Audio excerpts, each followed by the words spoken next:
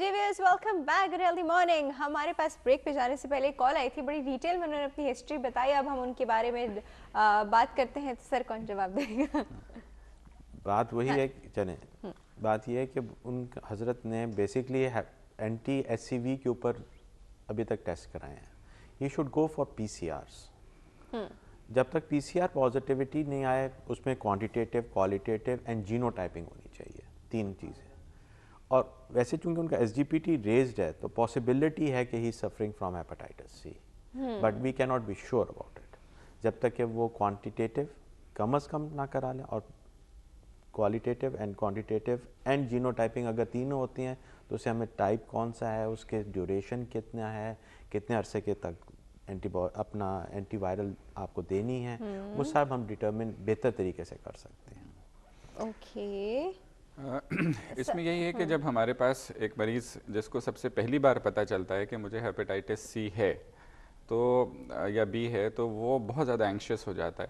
पहली चीज़ जो एक फ़िज़िशियन को चाहिए कि उसकी इस एंजाइटी को ओवरकम करे कि देखिए, पहली चीज़ आपको ये चीज़ पता चल गई और इसकी बज़ाहिर कोई अलामतें नहीं होती, और अगर ये चीज़ आपको पता ना चलती और 8, 10, 12, 15 साल के बाद जब आपका जिगर सिकुड़ जाता और मुख्तलिफ़ पेचीदगियाँ सामने आती और आप मेरे पास आते, तो फिर इलाज मुमकिन नहीं होता।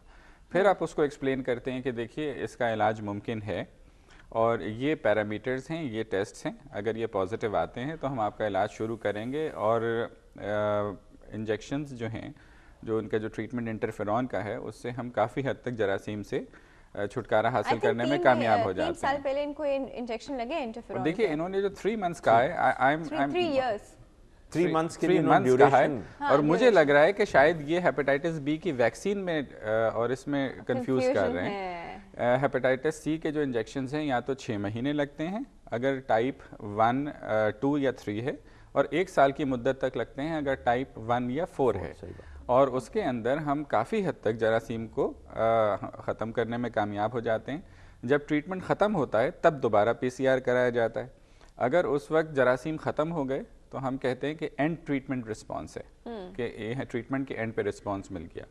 उसके 6 महीने के बाद, जबकि मरीज़ कोई दवा नहीं ले रहा, 6 महीने के बाद दोबारा पीसीआर कराया जाता है। उसमें 25 से 30% मरीज़ ऐसे होते हैं कि जिनके अंदर जरासीम वापस आ जाते हैं, जिन्हें हम रिलैप्सर्स कहते हैं। इनके लिए फिर हमारे पास ऑप्शन ये होता है कि हम अगर उन्होंने पहले हफ्ते में 3 इंजेक्शन्स वाले कोर्स कराए थे, तो उससे एक स्टेप आगे जो है वो हम हफ्ते में 1 इंजेक्शन जो लगता है, जिसकी अफादियत कदरे उससे थोड़ा बेहतर है, तो वो हम ट्राई करें, and may be for a longer period. और कुछ मरीज़ ऐसे होते हैं 15 से 20% के जिनमें आप कुछ भी कर लीजिए, जरासीम नहीं ख़त्म होते, वो नॉन रिस्पॉन्डर्स हैं। लेकिन मरीज़ को जब हम ट्रीटमेंट शुरू कराते हैं तो ऑब्वियसली अल्लाह ताला से एक अच्छी उम्मीद रखनी चाहिए, हमेशा गुमान अच्छा रखना चाहिए। तो उसको पॉजिटिव वो दिखाते हैं कि देखिए, गालिब गुमान यही है कि हम जरासीम से छुटकारा हासिल कर लें। सही। ओके, तो मतलब ट्रीटेबल ऐसा नहीं है कि बिल्कुल ही आखिरी वो सिरोसिस के स्टेज पे कब जाता है, ऐसा क्यों? हेपेटाइटिस सी कहते हैं वो सिरोसिस के स्टेज पे पता चलता है। इट्स अ साइलेंट, बेसिकली ज़्यादातर ये साइलेंट होता है, और इसकी लॉन्गेटिविटी यानी कि इसके साथ इट प्रोग्रेसेस ऑन स्लोली। तो ओवर अ पीरियड ऑफ आपकी जो नॉर्मल लाइफ है उसके साथ it goes along with it, तो आपको 20 सर, इयर्स ये तक। सिरोसिस की बात जो है हम अभी कंटिन्यू करते हैं। कॉल मौजूद है काफ़ी देर से जी, हम वो अटेंड करते हैं, फिर सिरोसिस पे आते हैं जी। अस्सलाम वालेकुम। वालेकुम सलाम। Good healthy morning. कौन बात कर रहा है? हाँ जी, कौन बात कर रहा है? हाँ जी, अनवर साहब, कैसे हैं आप? अल्हम्दुलिल्लाह, दुआ है आपकी। अच्छा जी, अनवर साहब हमारे पोल का जवाब दीजिए। माँ बाप का कहना मानना चाहिए। अच्छा जी, ठीक है जी, वेरी गुड।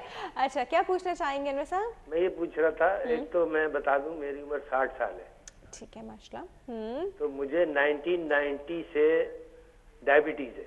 1990 से डायबिटीज है, ठीक है। तो मुझे 1 अगस्त को हेपेटाइटिस बी हुआ था। 1 अगस्त, ये 1990 में? नहीं, अभी अच्छा, लास्ट अभी ईयर। लास्ट ईयर, ठीक है। तो मुझे पता कैसे चला? जब मैंने एनुअल अपना वो करवाया टेस्ट, तो उसके अंदर मुझे पता चला मेरा एसजीपीटी निकला 3340। ओके। तो मुझे पता चला कि मुझे हेपेटाइटिस है। फिर मैंने चेक करवाया कौन सा है, तो उन्होंने बताया कि बी है आपको। अच्छा, तो उस वक्त मुझे उन्होंने कहा कि आप कुछ ना खाएं, सारी ये हेपेटाइटिस अपना ये डायबिटीज की दवाएं भी छोड़ दें, सिर्फ इंसुलिन लें। अच्छा ठीक है। तो मैंने इंसुलिन लेनी शुरू कर दी और उन्होंने मुझे परहेज बताया कि आप सिर्फ उबली हुई सब्जी जिसमें टिंडे, तुरई और लौकी, ओके ये खाएं आप, सिर्फ इसके अलावा कुछ ना करें आप। अच्छा, तो तो मैंने कोई मेडिसिन और कोई मेडिसिन नहीं, सारी उसकी डायबिटीज की मेडिसिन रोक दी सिवाय उसके इंसुलिन के। ठीक है। उसके बाद मैंने उस अमल किया पूरा। 1 महीने तक मैंने परहेजी खाना खाया। सही है। फिर मैंने टेस्ट करवाया दोबारा, फिर तो क्या? SGPT आया मेरा 300, हो एकदम मतलब डाउन हो गया। बहुत ज्यादा डाउन हो गया। हाँ जी हाँ, फिर मैंने करवाया 5/9 को दोबारा टेस्ट, ठीक तो है। उसमें नॉन रिएक्टिव आया। नॉन रिएक्टिव आया। हाँ, नॉन रिएक्टिव। उसके बाद फिर मुझे ये डायबिटीज वाले डॉक्टर ने कहा अब आप इंसुलिन छोड़ दें और अपनी उस पे गोलियों में मेडिसिन दोबारा पे आ आए। जाइए। ठीक है। लेकिन मुझे प्रॉब्लम क्या हो गया कि उसके बाद से सही होने के बाद, नॉन रिएक्टिव आने के बाद मेरी कमर में बहुत ज्यादा तकलीफ होने लगी। तो अच्छा। क्या ऐसा होता है कि डायबिटीज बी के बाद आपकी कमर में जी जी तकलीफ होने लगे? जी, बहुत ज्यादा, सामने की तरफ, पीछे की तरफ? पीछे की तरह। अच्छा। तो मैंने उसकी फिर एक्सरे करवाई। हम्म।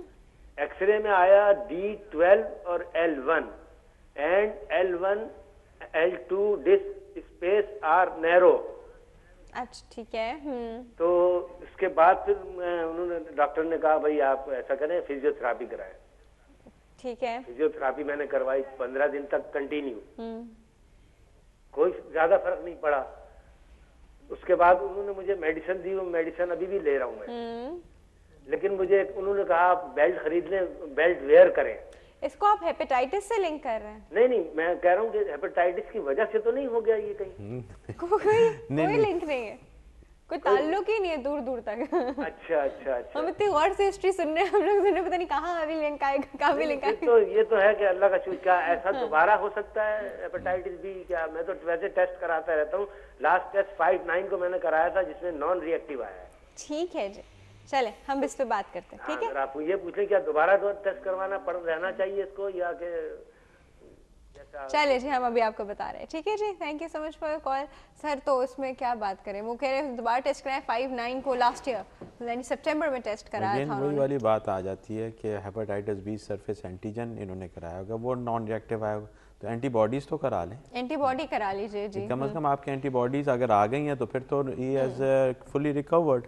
सही। वो जो अल्लाह ताला खुद ब खुद जो रिकवरी देता है वो उसके अंदर वो आ जाएंगे उस जुर्मे में।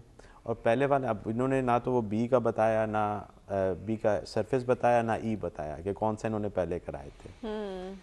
तो अगर वो ई करा चुके हैं तो फिर उसके अंदर भी अगर एंटी ई आ जाता है तो ऑब्वियसली वो सीरो कन्वर्जन हो गई है, तब भी अल्लाह का शुक्र अदा करना। एक तो चले पीसीआर होता है, ठीक है, एक नॉर्मल टेस्ट होता है सिर्फ आपके अंदर देखने के लिए कि आपके अंदर वो एंटीजन मौजूद है कि नहीं, जो रिएक्टिव नॉन रिएक्टिव आता है, आई थिंक का वो है। उसमें भी सरफेस और इसमें कोई फर्क पड़ता है? एंटीबॉडीज आपको आ जाएंगी तो आप नेगेटिव हो गए, आपका क्लियर हो गया सारा का सारा। इसमें जो इन्होंने जो सिनेरियो दिया है उसमें 3000 तक में SGPT की वैल्यू थी, 1 महीने के परहेज से 300। और ये एक्यूट वायरल हेपेटाइटिस था। अच्छा, यहाँ मैं एक चीज़ थोड़ा सा व्यूअर्स के लिए करूँ कि एक्यूट वायरल हेपेटाइटिस में लोग हेपेटाइटिस बी सरफेस एंटीजन और anti-HCV ये 2 टेस्ट कराते हैं B और C को देखने के लिए। पहली चीज़ तो ये कि एक्यूट हेपेटाइटिस अमूमन A या E की वजह से होता है। अगर मान भी लिया जाए कि वो दोनों नेगेटिव हैं और कुछ परसेंटेज ऐसी होती है जिसमें हेपेटाइटिस बी और सी भी आम यरकान की तरह जॉन्डिस के साथ प्रेजेंट करते हैं, तो उसमें जो टेस्ट कराए जाते हैं वो अमूमन हेपेटाइटिस बी कोर एंटीबॉडी होती है, क्योंकि बी सरफेस एंटीजन नहीं भी मौजूद हो सकता। और anti-HCV जो एंटीबॉडीज़ हेपेटाइटिस सी के लिए कराई जा रही हैं उस वक्त वो बिल्कुल एक गलत प्रैक्टिस है, क्योंकि उन एंटीबॉडीज़ को तो पैदा होने में ही 4 से 6 हफ्ते लगते हैं। तो इनफैक्ट 2 to 3 मंथ्स के बाद उनके टाइटर्स ऐसे होते हैं जो डिटेक्ट हो पाएँ।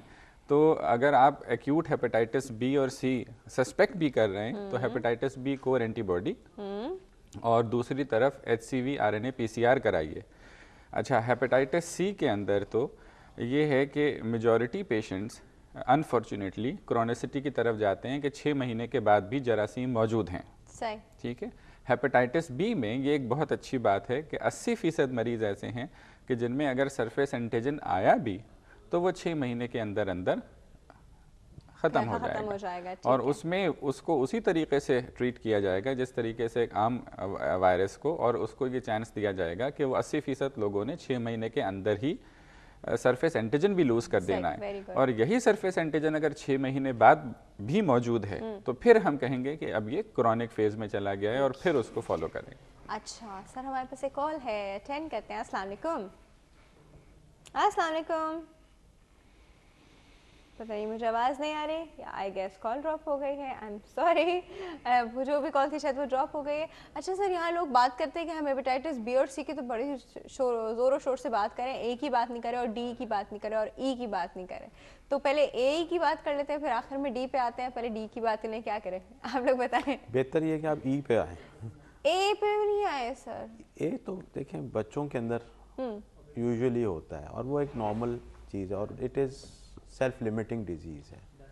मगर जो असल जो अवेयरनेस चाहिए आपकी पब्लिक को, जो आपकी टारगेट पॉपुलेशन है, इस वक्त ख़वातीन घर पे होंगी, तो इनके लिए जो सबसे जो ख़तरनाक या जानलेवा भी हो सकता है वो ना बी है ना सी है, वो बेसिकली हेपेटाइटिस ई है जिसमें 25% मोर्टेलिटी है हामला ख़वातीन में स्पेशली। ओके, तो हमें उसके ऊपर ज़रा अवेयरनेस देनी चाहिए। हम उसी पे आ रहे हैं इस कॉल के बाद, ठीक है। अच्छा, ओहो, कॉल लेने से पहले मुझे ब्रेक लेनी पड़ जाएगी। चलें ठीक। तो वो छोटी सी ब्रेक है भाई, ब्रेक के बाद कॉल है और कॉल के बाद ई की बात करेंगे। Stay tuned.